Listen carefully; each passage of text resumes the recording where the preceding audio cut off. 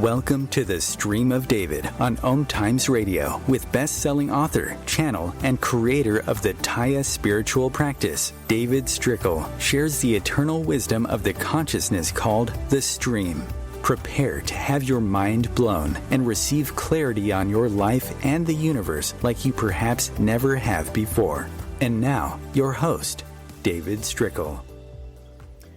Welcome to the Stream of David show. I'm here today with Tya Bootcamp graduate and owner of New England Dyslexia Solutions, Karen LoGiudice. Hi, Karen. Hi, David. Thanks for having me. Did I say your name right? Did I say your name right? You did. Good. Well, I'm excited to have you on. How long ago did you graduate boot camp? Probably 6-7 months ago. Yeah, this year's just flying by, right? Yeah, it's crazy. Felt like we're on a time warp. It seems like just a couple of months ago, but you're right. It probably is 6 or 7 months ago since you've been out. And we kind of knew each other before you got into boot camp and got to know each other a lot better. And I think you had a great experience in there that you can share with everybody today. But the bigger topic is overcoming obstacles, because you and I both have something that is considered an obstacle that we've overcome in life, and it's dyslexia. Yeah. Yep. Yeah. So, and of course, you have dedicated a business to helping people work with, I hate to say overcome, work with dyslexia. I don't like these terms, disordered, suffers from, battling, all of those things. Something that's just a variation of our human experience that isn't really, there's nothing wrong. It's just something that's different about us. At least that's the way I view it. Yes, absolutely. And I work with clients all the time who, have this perceived, it's very much a struggle in the mainstream, but one of my goals personally and professionally has been for the past 15 years to really help to change the public perception of what dyslexia is, what causes it, and essentially it is a very gifted way of thinking and using your imagination, but that same gift is really kind of what causes the problem in the linear world that we are living in, with education and grades and all of that. So it's a fascinating topic, really is. Yeah. I was just talking this morning. I'm going on a podcast next Monday, and I have not met this person who hosts the podcast, and she does a pre-show, which I love. So you kind of get to know the person before you actually do their show. And we went really deep into this templated society that we have been living in for a few centuries now, where you have government and religion and culture, several centuries, I should say, that tell us how to live. This is how you're supposed to learn. This is how you're supposed to earn. This is how you're supposed to, pair off. This is how you're supposed to reproduce. This is how you're supposed to conduct yourself. And then this is how you're supposed to transition. All of it is kind of laid out for you in a way that perhaps helped create society in the form that it's in today. But now we're coming together like never before, and we're questioning, do we still need all this stuff? Do we need formal education to be a one-size-fits-all, that doesn't really work for everyone? Do we need government in its current form? Do we need religion? What do we need out of all this? Because we're starting to see the collective question it, and we're seeing, I don't want to say the destruction of it, but we're seeing the fracturing of it. The fracturing of government, religion, the monarchy.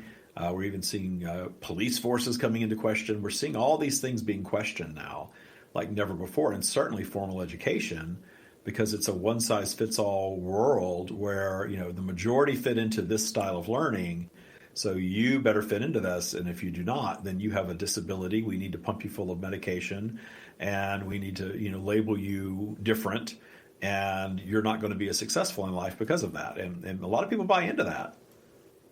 Exactly. Yes, all the time. And one of the really unique things about what I do is that we approach dyslexia from a completely different angle. So the program that I provide was actually developed by a severely dyslexic man by the name of Ron Davis, and his philosophy and his insights into dyslexia. It's been a very grassroots kind of organization, but I feel as though society is now, just now, and 40 years into this, is just now interested in hearing some different views about what dyslexia is and how to overcome the hurdles that kind of come along with it, but it's a double-edged sword.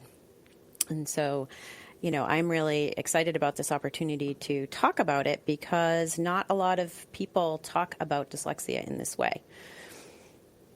Yeah, it's always, I'm battling it, I'm suffering from it, it's a real challenge. And I even called this episode Overcoming Obstacles, but it's right. Really the obstacle is not the dyslexia itself, it's the fact that the world is set up to tell you there's something wrong with you when there's not. Right, and when you look at, I don't know if you know of, the famous dyslexics list, it's pretty amazing because so many innovators and really amazing contributors in our society are dyslexic or were dyslexic. And so dyslexia is a fairly new term, relatively speaking, but when you look at the way someone uses their imagination and is creative and the ingenuity that kind of goes along with dyslexia, you can see that the people who didn't listen to the mainstream, who decided, no, I am not broken, I am gifted in this way, and then they used the gift, there's enormous potential. And so it's really just a matter of how you look at it, as most things go. A lot of it is perception. And internal perception is huge. So you have the prison population around the world. The huge majority of the people in prison have dyslexia or they've been labeled with a learning disability. And then you have the opposite spectrum. So what we're trying to do is catch that before, they get beaten down by the system. And help them to understand how they think and how they learn. And really, that's all you need, is to understand how to work for yourself, have it work for you rather than against you. That's a good point. And I recall being in high school, and I tested for advanced math. I was never a good student. I always tested well, but I didn't do well in actual class. And again, I was told that I was, intelligent but lazy. That label, followed me all through school. And I had an older brother who was among the top of his class, and my younger sister, who grew up in a totally different town because she's a half sister. She was at the top of her class. So I have these, I'm bookended as the middle child between these two excellent straight A students, and there were times that I was a straight F student. And I was, I think I was telling you before we came on that I managed to negotiate my way from grade to grade on my wit and charm, and it worked until I got into high school. And then, in high school, you either have enough credit to graduate or you do not, and I did not. So I went and took the GED, and in preparation for the GED, was diagnosed as, if you want to call it that, as dyslexic. And then it was so blatantly obvious at that point. And then looking back through all, 12 years, I spent 12 years in school, even though I got to the 10th grade level, and it was never diagnosed. And I had, in elementary school, I had a couple of instances where they pulled me aside and did some things they weren't doing with anybody else, some testing and stuff like that. And in math, I had a very short attention span for anything, and math wasn't terribly interesting to me, but I loved to design houses when I was a kid. And they actually pulled me out and placed me with a special education teacher, which was not good for my ego at that point. But she worked with me one-on-one, and I designed a house in the 4th grade. And that's great. They were using it to teach me math because I had to figure out the spacing of the trusses and the load weight of walls, and I did all of that in the 4th grade. So I taught myself, I wouldn't say architecture, but I taught myself drafting and home design very young. And I actually went into that business at 19 as a real estate developer and the structures that I designed, some of them were built. And we had an engineer behind it, but still, we did all of that stuff. And it's because, A, I was never told that I had a disability. I was just told that I was lazy until I was interested in something. And B, when I did find out that I had dyslexia, I didn't go into victim mode with it. I didn't go into feeling sorry for myself and using it as an excuse and, oh, this is why. It was just something that I became aware of. And through what I now call the stream, which has guided me through my whole life, I came to appreciate it pretty quick. Like, I'm just different, and this means I'm, special in my own way. I learn differently. I need to go teach myself, and I've always been a very curious person. Thankfully, the internet was becoming a thing around that time. Google became a thing around, not too much longer than that, and I taught myself everything. I would just dig and dig and dig and find information and learn my own way, because the classroom setting never worked for me. Exactly. And, when you were talking about designing a home, that's one of the things that is so cool about being dyslexic, is that it really is an amazing way of thinking. So it's basically nonverbal thought. And the reason why the school systems generally teach to the majority of people are verbal thinkers, or that they at least develop verbal thought as they're growing up. And with dyslexia, the key differentiator is that we tend to specialize in nonverbal thought, which is very multidimensional. So I'm curious if you recall when you were in fourth grade and wanting to build that house, if you could imagine all of the different ways that those boards would need to go together. Was it like a very realistic picture that you had in your mind of how it would all fit together? Yeah, I'm very good at that, actually. I'm surprised. I didn't go to school to be an architect because of the formal education aspect, and especially the math aspect of it. But to this day, I can design a house, and I can walk through it in my mind, and I can see how it looks in 3D. Even playing with light and things like that, I can build that house in my mind and walk through it and know what it looks like from every angle, know how it all fits together. I love fitting rooms together, especially in a more complex home, is really kind of cool, especially because sometimes I go into custom houses where they've cheated one room out of space to add a bigger closet or a bigger bathroom, and it really bothers me because I like appropriate proportion. I want a good proportioned bedroom to a closet to a bathroom, that sort of thing. And you're cutting corners or cheating space by making something wonky, a room that's a little too long, a little too narrow, something like that, to make something fit. And it sort of drives me nuts because I would only want to build something that everything is proportioned and it flows nicely, and one room to the next makes sense. And so in my mind, I can do that very, very well. It's shocking that I didn't end up doing that for a living, but I didn't. Well, hey, you're serving the world in a really great way. So yeah, instead I created a spiritual practice based on the stream of teachings that helps people change their lives. So that does work. Well, that's a creative endeavor too, because absolutely the thing that I try not to say this too often because it sounds like I'm bashing Abraham, but the reason I started channeling was because I was inspired by Abraham. And the reason I created Tya is because I was frustrated by Abraham. I was frustrated with the teachings, and I already knew what they were teaching, but they sort of filled in the gaps for me early on. And Esther's channeling of Abraham is so brilliant that it was very inspiring to me. But the message, that message that they have of sort of just focus on what you want, don't go back into the past, don't harp on these things. Really, just focus on what you want. It works, but it wasn't working for me. I kept hitting blocks, and I realized that my blocks were rooted in things in my past, and I needed to develop something where I cleaned all that stuff up, and then that worked. And that's where Tya came from, is creating this practice for myself that I now teach to other people that goes beyond what Abraham was offering in terms of if that's not working for you, try this. And that seems to work for a lot of people. And again, Abraham fans, I'm not bashing Abraham. I think that Abraham is perfection, and it's serving its audience that is ready for it and serving at the highest level. And for some people, that's all they ever need. Other people need something a little different. Some people are inspired by the book The Secret, and they never need anything else.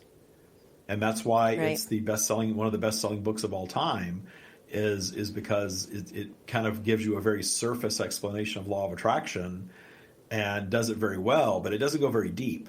But for some people, you just don't need that, or it's a good introduction, and then you find another teacher and sort of go through your journey of discovery until you sort of put all the pieces together for yourself, if there's ever an end to that. Yeah, one thing about The Secret, which is really interesting, I loved that book back in the day, but one of the things that I discovered within The Secret was that many of the masters of The Secret were actually on the famous dyslexics list. And I thought, isn't that interesting? And so when you think about how visual, so if you are a nonverbal thinker and you're thinking in pictures and multidimensional thought, and that can very easily trigger emotion, when you are a picture thinker, it's a lot easier to manifest what you want, because you can visualize what you want and it feels real. Like when you are visualizing that house, you could probably walk all around it and know exactly what rooms and where you were within that home. So it's a very cool way to go. The stream says all the time that your imagination is your most powerful creative tool, and yet we think, you're just imagining that, it's not real.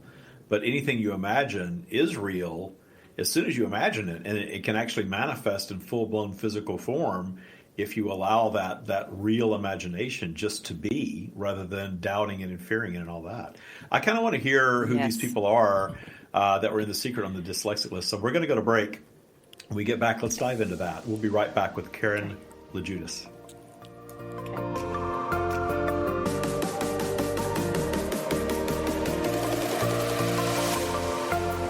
Conscious media for conscious minds. OMTimes. Being a radio host on IOM-FM allows you to build your show on a rich platform with the power of the internet to fulfill your outreach goals and connect with a very specialized and global online audience, unlimited by time and distance. OMTimes Radio will provide you with web relevance, a recognizable conscious brand, and with the standard of excellence that has accompanied every single OMTimes endeavor. Host your show with OMTimes Radio Network. Consistently attract soulmate clients, begin showing up on brand, monetizing on your calling. Welcome all spiritual coaches, leaders, healers, light workers, and practitioners to a show that turns you on in your business and amplifies your magnetism. I'm host, catalyst, and spiritual business coach Rosalind Fung, and I'm here to journey with you into the juicy and help you discover where the real gaps are.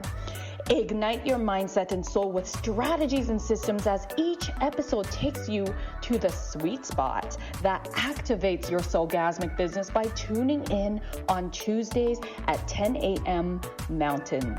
Join me for your light language activation, and let's magnetize and monetize.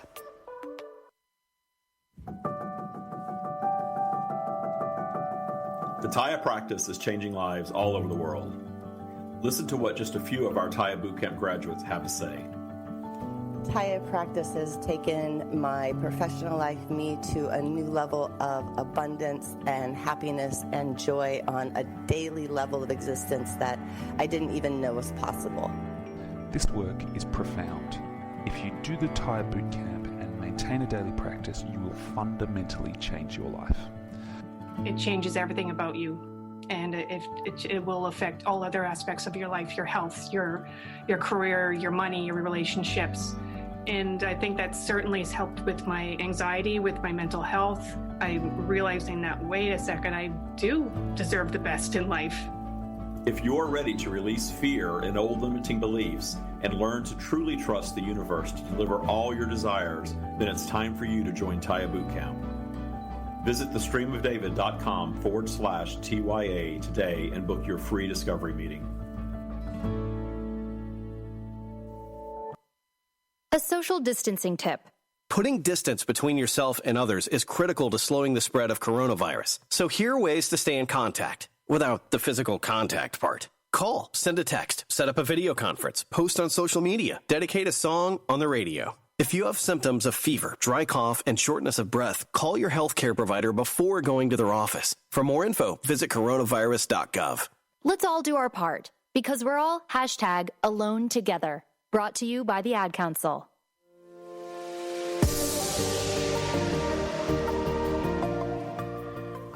And we are back with Karen LoGiudice. Is that better? Yes. Yep, that's great. I've been calling you the wrong name now for months and months and months, and now I've got it right, so that's good. So you were speaking about people that were in the book The Secret or in the movie or both that are on the dyslexia list, and I don't know who they are, so I'm kind of curious. Well, the actual speakers themselves, I know that John Assaraf has talked about how he had trouble in school. Not sure he graduated. I don't know that he identifies necessarily as, that he's come out and said that he's dyslexic, but that would definitely be one of them. But one of the more so, it's the people who, from the past.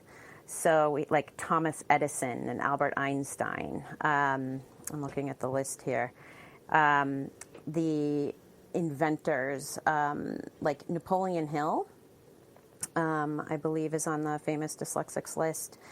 There are just so many incredible, talented people who have taken that visualization ability.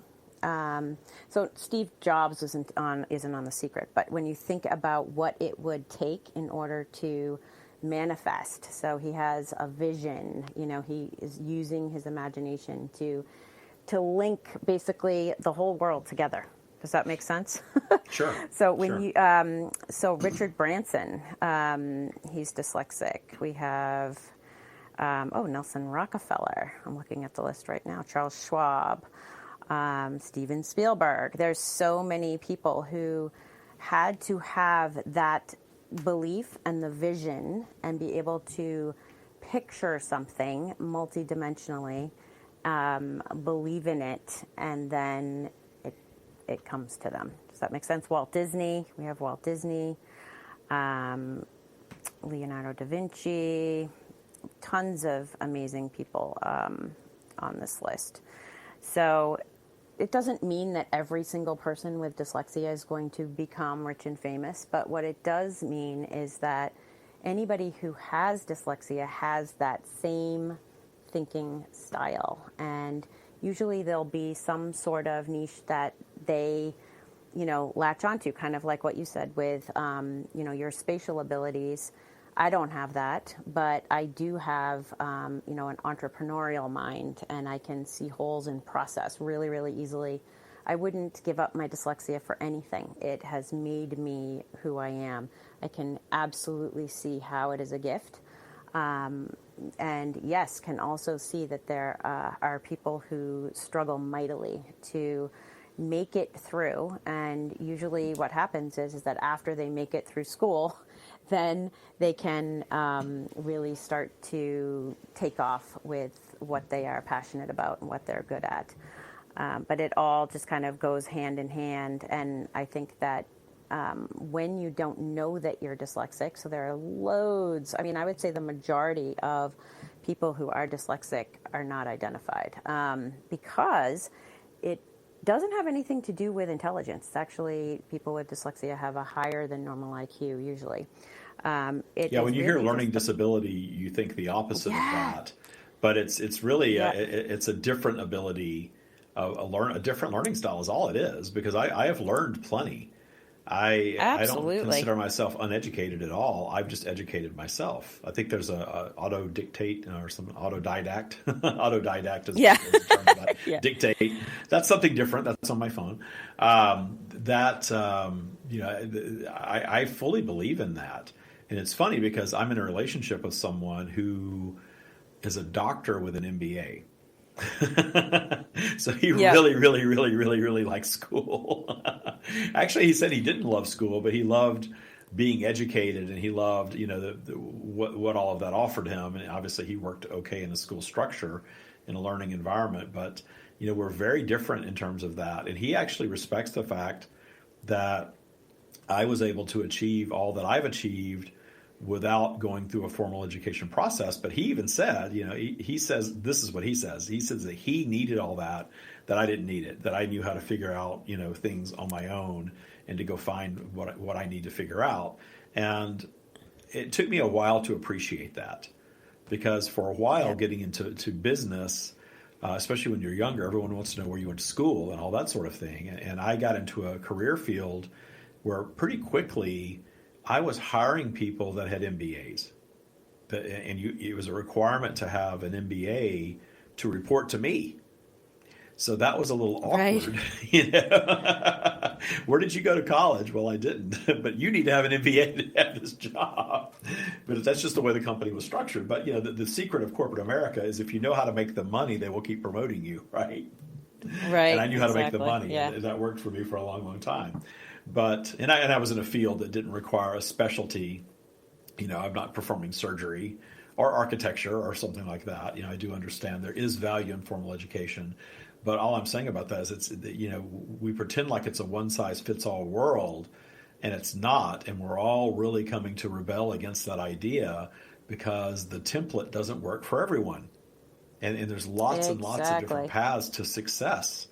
And I used to hire interior designers. That was part of my 20-year career. I was in management with an interior design company, a really big interior design company. And I hired hundreds and hundreds of interior designers. And some of the most talented designers did not go to design school. And then the ones that did go to design school always sort of had this bias against the ones that did not. And it seemed almost like design school could take someone with talent and almost train that out of them and try to turn them into robots. Because to create a beautiful room, yes, you have to understand materials and scale and that sort of thing, but you also have to have an artist in you. And it seems like school doesn't know how to teach. You can't teach someone to be an artist.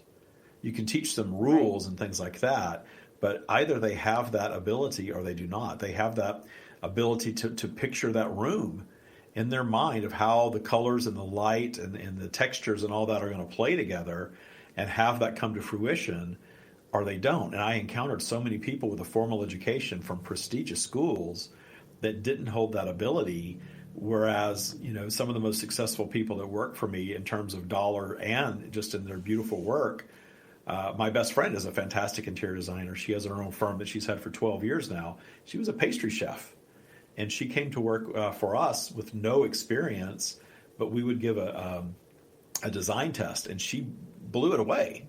And she knew how to deal with clients, which a lot of designers don't know how to deal with clients. And of course, if you're asking someone for tens to hundreds of thousands of dollars, you've got to be able to, to deal with that. And schools don't teach that. So they do their students a real disservice. I really noticed that over the years. It was very frustrating to me. They turned out people that were not prepared to work in the real world of interior design other than being someone's assistant, which is too bad. Yeah. I mean, and the whole no child left behind is actually leaving the really talented children behind because they're not being seen. So it's crazy, and it really just depends, I guess, on the person and the tenacity. But I think it's so important for people with dyslexia to understand that it is not a disability. You're not broken. You are just, you just maybe need some different tools.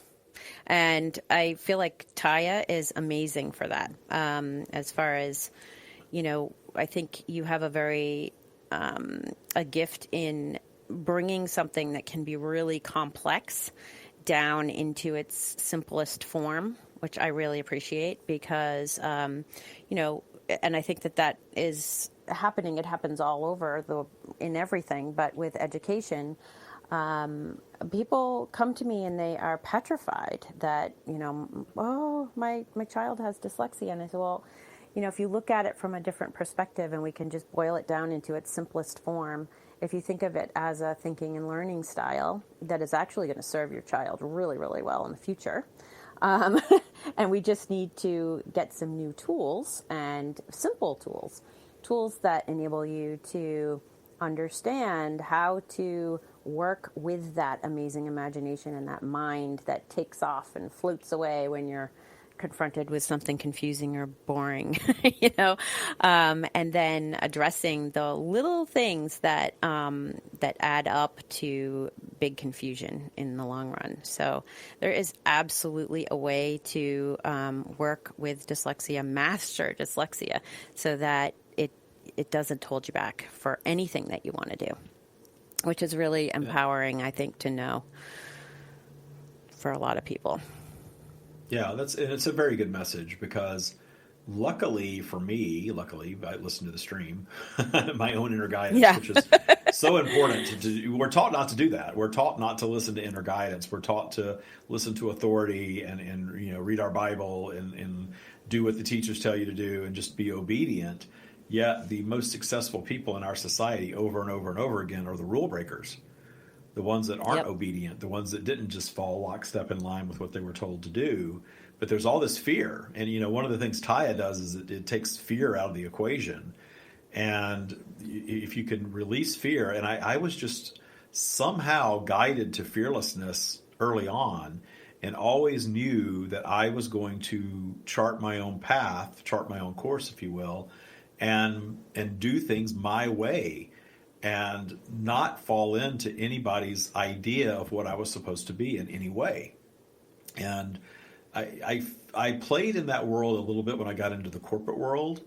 And of course, everything that I manifested, I realized, and I look back and realize how every little twist and turn, and of course this is also a big component of Tya, was such a gift for me. That I jumped out, got out of school, got my GED, started this business from nowhere with no money, and learned business by being in business, and how everything just magically fell in my lap, because I didn't know that at 19 with no money I wasn't supposed to be a real estate developer. I didn't know that. Nobody told me that. I just did it. Right. And people took me seriously. My family didn't. They thought it was a joke. But the people that really mattered in all of that took me seriously. And I worked at that for a couple of years. And then that sort of played itself out. And then I got into the corporate world. And I was really good at sales. And being really good at sales gets you very far in life, especially if you're not formally educated. So if you're not formally educated, even if your end goal is not to be a salesperson, learning the skill of sales and learning how to negotiate and deal with people from different walks of life is such a valuable tool. And I was fortunate enough to fall into a sales job because, again, I didn't have a formal education. It was a path. And then I did so well at that, I got into management. And then I did well in a situation in management that was just happenstance. And then I just proved myself by learning and doing in the process of, all the way up to reporting directly to the CEO of a Fortune 500 company. And you learn as you go. And you dig and you look for the information that you need. Yep, and I was just going to say the best way to learn, especially for someone who is dyslexic, is hands-on. It's to be in it and do it and experience it. And once you have that experience, then you can master it, if that makes sense. So that's why there are so many very successful people with dyslexia. It's because they've actually mastered their trade, if that makes sense, because they have, and they have had the ability to think outside the box, to imagine something maybe that doesn't even exist yet. Right. So, which is what law of attraction is everything is imagination before it becomes reality. And if you've got to, you're right, if you've got to develop the tool of imagining something to create it rather than sitting down, pencil and paper, then you're going to be more successful, because that is the process of creation universally for everything. And then understanding how to tune to the vibe of being the thing that you want to be, that's important too. I didn't know that dyslexic people, quote unquote, weren't supposed to be able to write books. There was an article that this person's dyslexic and they wrote a book like it was a big deal. And I thought, well, I wrote a book too. I never thought about it being a big deal as a dyslexic that I wrote a book because I just don't see myself as a victim and just don't focus on that. But I did, and I didn't know until I got into publishing a book that a lot of people don't even write their own books. They hire a ghostwriter to write for them. And I didn't do that. I actually wrote my book, and I had it edited, of course, but and luckily I have an editor that knows how to edit me. Yeah. Because it does take more editing than someone who's not dyslexic, for sure. But I'm proud now that I wrote my own book. I didn't know it was something I wasn't supposed to be able to do, again, which is why I was able to do it, right? Yeah, exactly. And, nobody and I think told me I wasn't supposed to be able to do that. Oh, well. Yeah. Well, there you go. Yeah. And I think, too, that, sometimes when you're in the school system and it's a very language-based kind of curriculum and, you're not fitting in. And, I remember being told that I was not, college material, that I should go to trade school and, and that. And I listened to that in the beginning, and I went to trade school and then realized very early into it that, wait, this is not what I want for my life. And I ended up going to college, and I graduated 10th in my university class. But wow. So it's not that you can't achieve academically, but for me, it just took a ton more effort than my peers, right? So if everyone else was going out partying, I was pulling an all-nighter, hitting the books. Right. Yeah. Or, I'm sure because I never stayed in that environment, and I can imagine that it took a lot of focus and a lot of effort to comprehend things, in that traditional way. I'm sure it did. So good for you. Yeah. There's there's rereading and, making sure that you're understanding as you go and all of that. So it's not impossible, obviously, to get, to achieve academically. But there are tools. There are tools available that make it a lot easier. And it's a pretty fascinating thing when you finally understand what the root cause is, which is also very interesting because that's what Tya is all about, right? Where you go in and you get to the root of, what's actually going on, what's holding you back. So there are some interesting similarities in what I do. And what you do, so it's kind of, obviously it's very different, but it's a parallel in a lot of ways, where, we need to just figure out what the root cause is for each person. And, with words, what's really interesting, and I don't know if you want to go this far into it, but we can. We need to run to a break, and why don't we, when we get back, let's kind of wrap up with our. This hour's going by very fast, as they do. We'll be right back, and we will talk about those tools because I'm very curious. I'm sure the audience is as well. We'll be right back. Okay, great, thanks.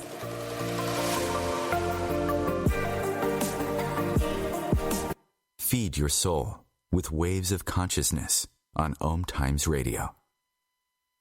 OMTimes Magazine is one of the leading online content providers of positivity, wellness, and personal empowerment. A philanthropic organization, their net proceeds are funneled to support worldwide charity initiatives via Humanity Healing International. Through their commitment to creating community and providing conscious content, they aspire to uplift humanity on a global scale. OMTimes, co-creating a more conscious lifestyle. The Tya practice is changing lives all over the world. Listen to what just a few of our Tya Bootcamp graduates have to say. I'm so comfortable in my skin and who I am that it just has completely changed my world. It's amazing. I'm so full of joy and clarity every day to feel this good and this amazing. As I said, there's no words. I can't stress enough how wonderful this program is. I was living in fear. My life felt like it was a constant Groundhog Day. Every morning I woke up, I felt, oh, here we go again. This is the first time I feel like I took control of my own life. Probably the best thing ever is that I've always dreamed of this kind of life, and now I am living it. I'm creating it, and it's not a dream anymore, it's reality. It's time to awaken to abundance with the Tya practice and Tya Bootcamp. Visit thestreamofdavid.com/TYA today to learn more about the Tya practice and book your free discovery meeting.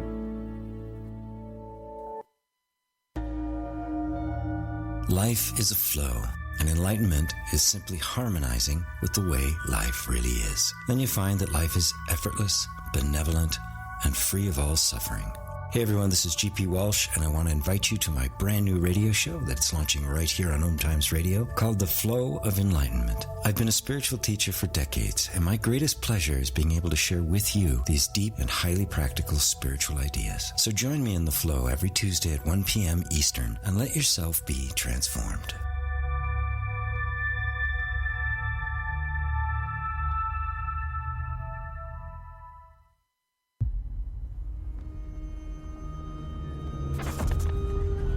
Opiates has taken everything and everyone I've ever loved away from me. Everything. I blew my ankle out and I got prescribed pain pills by my doctor. If making my detox public is going to help somebody, I'm all for it. I just wish I would have had a warning. Opioid dependence can happen after just 5 days. Know the truth, spread the truth. A message from Truth, the Ad Council, and ONDCP.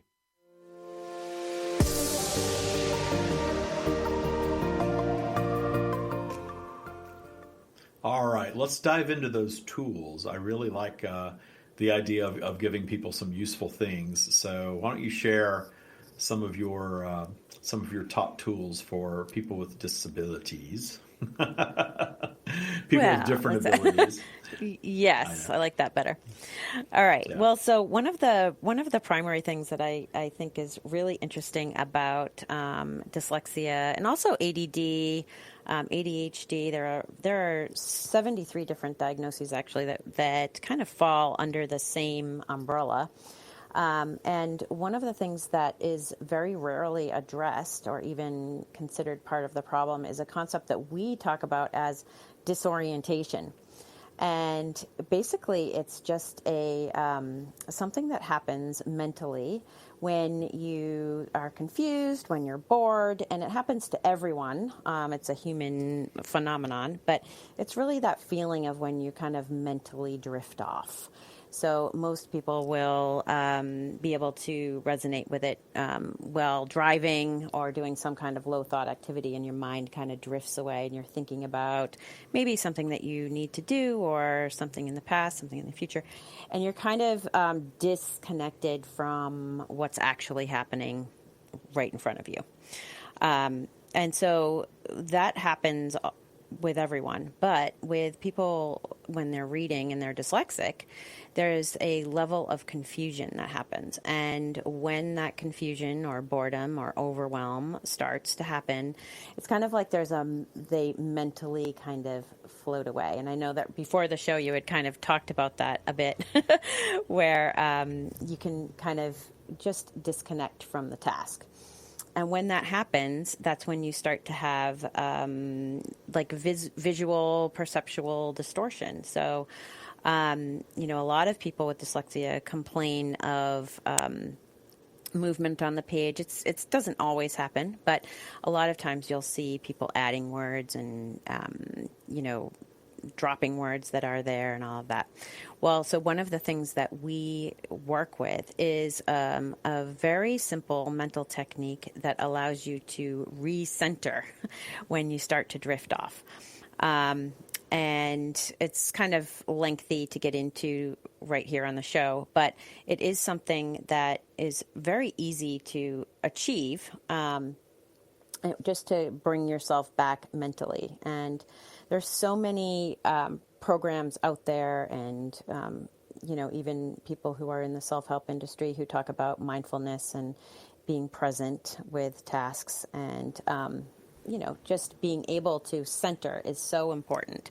So that's one of the tools that we use to really just become more aware of your state, of your of how you are interacting with the world around you, if that makes sense. So if you are in the middle of a conversation and your mind drifts off and you're no longer hearing what they're saying, that would be an example of disorientation. That happens all the time. with I was people going to say, with that happens to dyslexia. me daily. It does. Yeah, well, yes, And the funny thing right? is that I drift away, and of course I can drift into the stream pretty easily, but I can drift away just in thought, and the person never seems to notice that I've completely drifted off and have circled back around to paying attention to them and missed the whole section of what they were talking about. But usually it's not that interesting to me anyway, because I would have drifted off, I think. I know that sounds terrible, but I can hold myself if I'm really interested. I can hold myself in a conversation, and this is one of the things that I'm not always great socially. If I'm around my tribe, if I'm around Tya people, if you'd been to I know you couldn't come to the reunion that we did last week, but that went for 2.5 hours. Of Zoom. And I was loving every minute of it, though, because we were catching up with everyone that's graduated from boot camp and what they're doing, and we even had a song, and I mean, it was really cool. I'm going to post a recording in the Basecamp secret group so you can listen to it. Oh, I hope so. But yes, it was 2.5 hours of me engaged, not drifting off. So some of it has to do with what I find stimulating and what I just do not. And that is so important, too. It's a really important aspect of learning as a dyslexic person, is that engagement is so important. And a lot of times, if you think in pictures and you are able to hold a conversation and be creating a picture as you go, right? So then that would mean that you're engaged in what you're doing. But when you are in a classroom and, there's a lot of distraction going on around you, maybe the content is not engaging, right? Or, there's just so much going on. There's things that you maybe don't understand. The moment you don't understand something, that means that you've lost your picture. Does that make sense? Yeah. And so then you end up, your mind just kind of is either trying to make sense of it, and then eventually you just are off onto something else in your mind. So there are very simple tools. They're actually all outlined in the book, The Gift of Dyslexia. It's better to receive them from a facilitator, but Ron Davis was very generous with the information that he provides in that book. And so there's a state management piece of what I do where we actually, in your words, David, we would be able to bring yourself back to neutral, right? If that makes sense, where you are mindful, you're calm, you're present, and you are just in the now. And those tools are so important because so many students, or even adults, I work with adults all the time, actually specialize with working with adults, but can be in that fight or flight mode because there are so many coping mechanisms and tricks and ways to remember things that are all piled up that are pretty much your life preservers, trying to get you through in this linear world. So that's one thing, that you need to make sure that you have the ability to be present and calm and relaxed when you're learning. Otherwise, nothing's going to go in correctly. And then secondly, there are very specific things that actually are at the root cause. So if you are interested, I can run through them really quickly. One of the biggest and most interesting things about dyslexia is that the words that trip us up the most are the little words, not the big words, the little words. Words like the, of, if, and, but, all those little articles. And the reason is that there is no picture for them. And so as we're reading, those are just mental skips. And so the program that I provide, we actually work with those little words, and with a very hands-on technique. We use clay. So I sometimes like to call myself the clay coach because it's an amazing way to bring form into something that is very abstract. So we work with clay to create pictorial meaning for those words, and it is absolutely amazing how effective it is. There are 219 words that we know are a problem out of all the millions of words that exist. I don't know if that's accurate, but how many words that exist, but There are only 219 words that we know. So it's pretty easy to correct the root core problem. And it's really just the mental techniques of being focused and getting yourself into the state where you can learn, and then just getting to those, anything that doesn't have a picture. So it's skipping those words cause the confusion of what you're reading, which causes you to disconnect from what you're reading and drift off. Is that accurate? Absolutely. You got it. Okay, that's a piece that I didn't know, because I definitely can read 2 or 3 pages. And I do read. I read a book here and there. I don't read all the time, but I read enough, a handful of books a year, and I will go 2 or 3 pages and realize I'm off somewhere else. Even though my eyes are scanning and my pages are turning, I have not comprehended the last 3 or 4 pages, and I have to go back. Yep, and it doesn't mean that you're not able to comprehend. Yes, and it doesn't mean that you're not able to comprehend. It's just that your attention wasn't there, and the reason why your attention wasn't there was because those words they actually make up 60% of what you're reading. They're high frequency. So if you think of the word "the" and how many times that shows up on one page of text, and you don't have a picture for it. It also can increase. So the more you read, the fuzzier things get. Your picture gets kind of muddied, and then you're just check out. So, so it's just a very interesting phenomenon, and just to give some empowerment and hope to anybody who is listening who has dyslexia, that it's never too late to get these tools, and that it doesn't have to hold you back at all. It doesn't have to be an obstacle. And you teach all of this in an online environment now, right? Yeah, well, since COVID, we have been able to now provide programs. So I usually would do one-on-one in person. And it's a 1-week kind of boot camp intensive program that is phenomenal. But now with COVID, we've been able to deliver the program online with huge success. So now that opens an entirely new world for us. It's been amazing. So and go ahead and tell them where to find you. Go ahead and give your website now. Okay, so my website is NE as in New England with a hyphen dyslexia.com. So NE-dyslexia.com. I am a facilitator in the New England area, Massachusetts, New Hampshire, Maine, and there are facilitators all over the world, and you can find a provider listing at dyslexia.com. But you specifically are New England Dyslexia Solutions, right?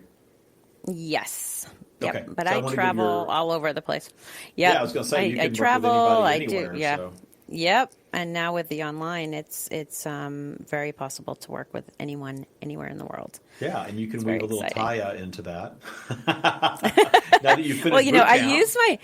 I use my Tya tools all the time. And, I think that one of the amazing things that I received from Tya is, I don't know if I mentioned, a lot of people with dyslexia are highly intuitive and empathic. And I think Tya really helped me to discern when it was intuition versus thought, right? And there's a big difference because mind will always send you kind of, either in it's mind is not where you want to be. Tapping into your intuition is really going to give you the answers. So I have been able since Tya to, really start to discern and trust intuition even more so than I did before and understand it better. So that's been amazing for me as a facilitator, just to be able to kind of tap into that side of things even more than I did before. And, understanding empathy and understanding also just kind of like, understanding, and this is something that's been part of my practice anyway, but, really just knowing that each person has their own journey. You're not trying to fix anyone. It's providing someone with tools so that they can run with them and use them in a way that, however they need to or want to. So, Yeah, I really loved Tya. Still practice daily with the tools, and it was just a really great experience for me. Yeah, it's interesting that I didn't exactly, I knew this could help people in multiple ways, but until we started boot camp and we started enrolling people with just a myriad of desires for elevation, and then seeing that realized, understanding that Tya is just a foundation for living life more joyfully and more abundantly, ultimately. So that really is what it is. So I just love to get people on here that have all these different things that they're doing with it. And, your niche is obviously very specific, but it broadens out to life in general. Life is full of obstacles for everybody. And when we stop viewing them really as obstacles and start viewing them as gifts, then we have the power to solve them. And we don't realize how much expansion we get from solving these things. And learning new tools and creating new tools to be successful. It's fantastic. Karen, thank you so much for being on. Thank you so much for having me. This went by so fast. It's a pleasure having you on, for sure. Thank you so much. Thank you all. Thank you. And thank you all for listening. Namaste. Bye.